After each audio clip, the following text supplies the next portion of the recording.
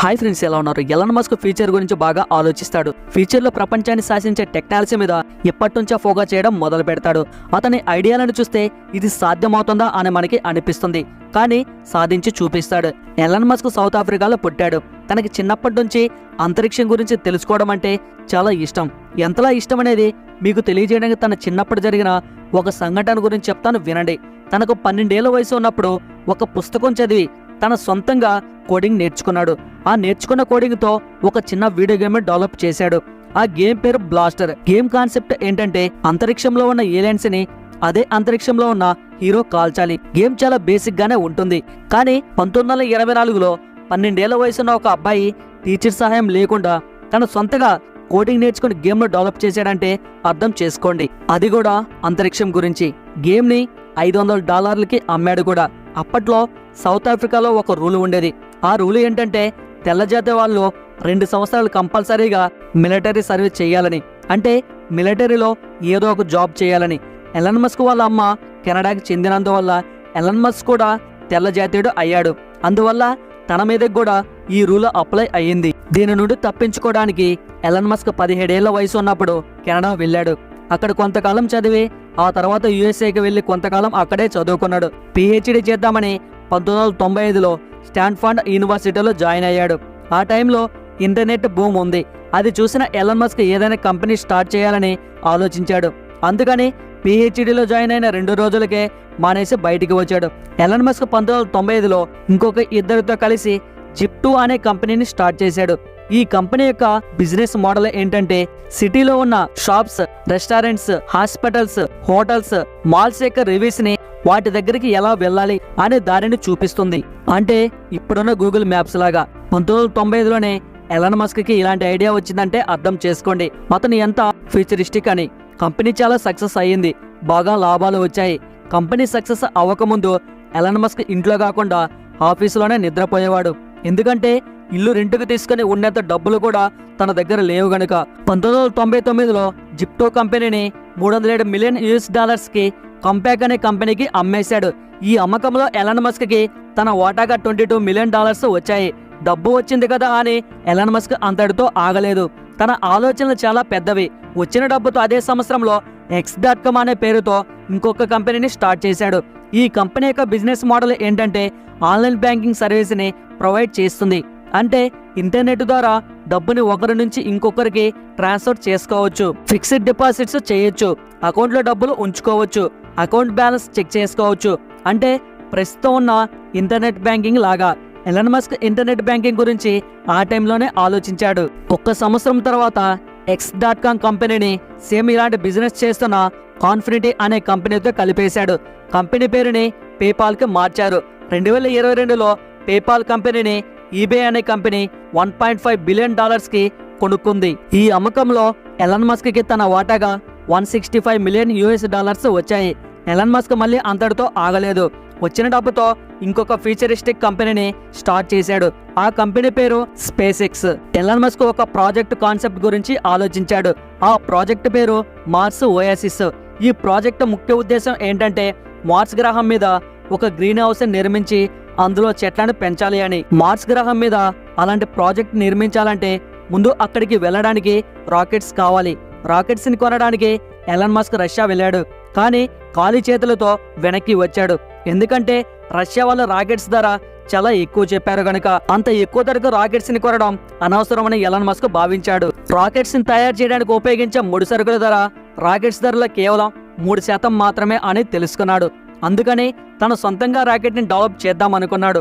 అందుకోసం 2022లో space X కంపెనీని స్థాపించాడు. కొంతమంది ఇంజనీర్స్ ని రిక్రూట్మెంట్ చేసుకున్నాడు.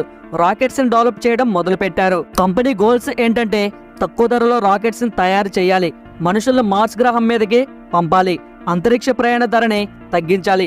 ఇది ఇలా ఉండగా మరొక కంపెనీ పేరే టెస్లా మోటార్స్. కంపెనీ ముఖ్య ఉద్దేశం ఏంటంటే ఇంధనంతో నడిచే వాహనాలు పర్యావరణానికి బాగా కాలుష్యం చేస్తున్నాయి, దాన్ని ఆపాలి. కరెంటుతో నడిచే వాహనాల్ని తయారు చేయాలి. అప్పట్లో కరెంటుతో నడిచే వాహనాలకి ఉన్న ప్రధాన సమస్యలు బ్యాటరీలు, ఎక్కువ ధర ఉండటం, వాహనాలు ఎక్కువ దూరం వెళ్ళలేకపోవడం. ఈ సమస్యల్ని అధిగమించడానికి టెస్లా కంపెనీ ప్రయత్నించింది. ఇది ఇలా ఉండగా స్పేస్ ఎక్స్ డెవలప్ చేసిన రాకెట్స్ 3 సార్లు వరుసగా ఫెయిల్ అయింది. మొదటిసారి 2006లో రాకెట్ గాలిలోకి వెళ్ళిన 41 సెకండ్ల తర్వాత నేల మీద కూలిపోయింది. రెండవసారి రాకెట్ కొన్ని కిలోమీటర్ల పైకి వెళ్ళిన తర్వాత తిరిగి నేల మీదకి కూలిపోయింది. మూడవది 2008లో ఫెయిల్ అయింది. ఇలా వరుసగా 3 సార్లు స్పేస్ ఎక్స్ తయారు చేసిన రాకెట్స్ ఫెయిల్ అయ్యాయి. కంపెనీ దగ్గర ఉన్న డబ్బులన్నీ అయిపోయాయి. ఇంకోవైపు Tesla company Tesla road star అనే పేరుతో ఒక స్పోర్ట్స్ కార్ని డెవలప్ చేసింది. కానీ ఆ స్పోర్ట్స్ కార్స్ని ఎక్కువ క్వాంటిటీలో మ్యానుఫ్యాక్చర్ చేయడానికి కంపెనీ తన కార్యకలాపాలను కొనసాగించడానికి డబ్బు సరిపోయేంత లేదు. అదే సంవత్సరంలో ఎలాన్ మస్క్ తన భార్యతో డివోర్స్ తీసుకునే ప్రాసెస్లో ఉన్నాడు. అదే సంవత్సరంలో 2008 ఆర్థిక సంక్షోభం రావడం వల్ల తన కంపెనీకి కొత్త ఇన్వెస్టర్స్ని రప్పించలేకపోయాడు. అందుకే ఎలాన్ మస్క్ 2008ని తన లైఫ్లో వరస్ట్ ఇయర్ అని చెప్తుంటాడు. ఇంకొక రాకెట్ను మాత్రమే అంతరిక్షంలోకి పంపించేంత డబ్బులు స్పేస్ ఎక్స్ దగ్గర మిగిలాయి.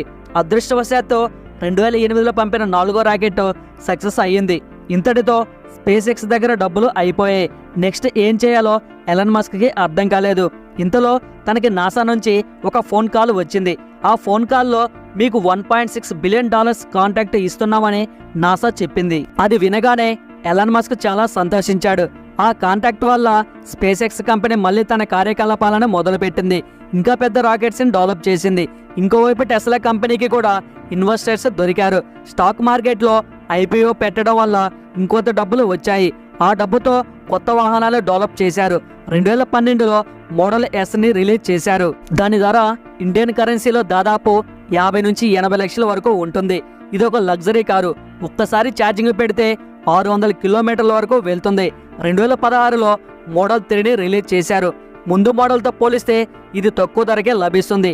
దీని ధర ఇండియన్ కరెన్సీలో దాదాపు 20 నుంచి 25 లక్షల వరకు ఉంటుంది. తర్వాత ఇంకొన్ని మోడల్స్ని రిలీజ్ చేశారు. ఇప్పుడు స్పేస్ ఎక్స్ మరియు టెస్లా 2 సక్సెస్ఫుల్ కంపెనీస్. ఇంకొక విషయం ఏమిటంటే 2011 తర్వాత నుంచి ఇంటర్నేషనల్ స్పేస్ స్టేషన్కి ఆస్ట్రోనాట్స్ని పంపించడానికి నాసా రష్యన్ స్పేస్ వెహికల్స్ మీద ఆధారపడుతూ వచ్చింది. 2020 స్పేస్ ఎక్స్ డెవలప్ చేసిన ఫాల్కాన్ 9 రాకెట్స్ ద్వారా నాసా తరపున 2 ఆస్ట్రోనాట్స్ని ఇంటర్నేషనల్ స్పేస్ స్టేషన్కి పంపించింది. సహజంగా రాకెట్స్ని ఒక్కసారి ఉపయోగిస్తే మళ్ళీ తిరిగి ఉపయోగించలేము. అవి సముద్రంలో పడిపోతాయి. అంతరిక్ష ప్రయాణం చౌకగా ఉండాలి అంటే రాకెట్స్ని తిరిగి ఉపయోగించేలా చేస్తేనే సాధ్యమవుతుందని ఎలాన్ మస్క్ అనుకున్నాడు. ఉపయోగించిన రాకెట్ని తిరిగి సేఫ్గా ల్యాండ్ చేయాలని ప్రయత్నించాడు. మొదటిసారి ఫెయిల్ అయింది, రెండోసారి ఫెయిల్ అయింది, మూడోసారి కూడా ఫెయిల్ అయింది, నాలుగోసారి మాత్రం సక్సెస్ అయ్యింది. స్పేస్ ఎక్స్ టెస్లా కంపెనీస్తో పాటు solar city the boring company అనే ఇంకొక 2 కంపెనీస్ మీద కూడా ఎలాన్ మస్క్ పనిచేస్తున్నాడు. సోలార్ సిటీ కంపెనీ ముఖ్య ఉద్దేశం ఏంటంటే సోలార్ ప్యానల్స్ని బ్యాటరీస్ని మ్యానుఫ్యాక్చరింగ్ చేయడం. ద బోరింగ్ కంపెనీ ముఖ్య ఉద్దేశం ఏమిటంటే తక్కువ ధరకే సొరంగాలను తవ్వి దాని ద్వారా ట్రాఫిక్ సమస్యలను తగ్గించడం. 2021లో ఎలాన్ మస్క్ ప్రపంచంలోనే అత్యంత ధనవంతుడిగా అయ్యాడు. తన ఆస్తి విలువ ఇండియన్ కరెన్సీలో దాదాపు 14 లక్షల కోట్లు. అంతకుముందు అమెజాన్ ఓనర్ అయిన జెఫ్ బెజోస్ అత్యంత ధనవంతుడిగా ఉన్నాడు.